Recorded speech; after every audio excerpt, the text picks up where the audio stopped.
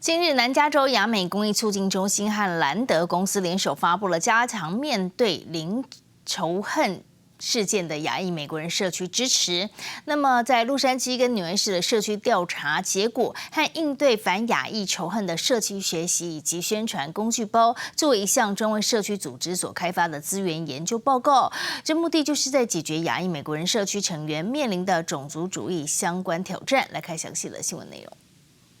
加强对面临仇恨事件的亚裔美国人社区的支持。洛杉矶和纽约市的社区调查结果报告由南加州亚美公益促进中心和兰德公司以及洛杉矶和纽约社区合作伙伴联手发布，对亚裔仇恨事件深入发掘，强调了文化和语言制定策略的急迫性，以便有效地向不同移民世代和年龄组的亚裔美国人提供有关社区组织的反仇恨资源的信息。南加州亚美公益促进中心首席执行官康妮昌宙表示，我们为与兰德公司的合作以及他们享有盛誉的研究专长感到自豪，将其应用于持续打击反亚裔仇恨的斗争中，对亚太裔组织来说尤其具有鼓舞作用。我们知道这份报告和工具包将被我们的社区伙伴组织、企业社会责任团体、立法者、大学和世界各地的盟友大量使用，我们齐心协力打击歧视。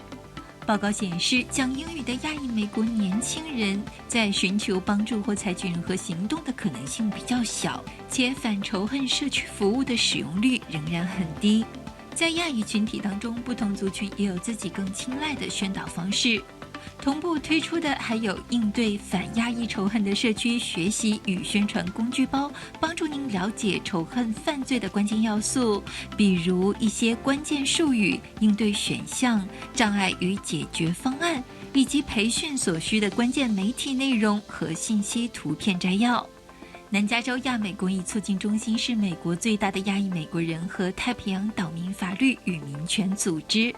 透过免费法律援助，参与有影响力的诉讼，进行相关研究和倡导政策改革，优先关注 AAPI 社区中最弱势的成员。更多详情请登入南加州亚美公益促进中心官方网站。中天中望专利报道。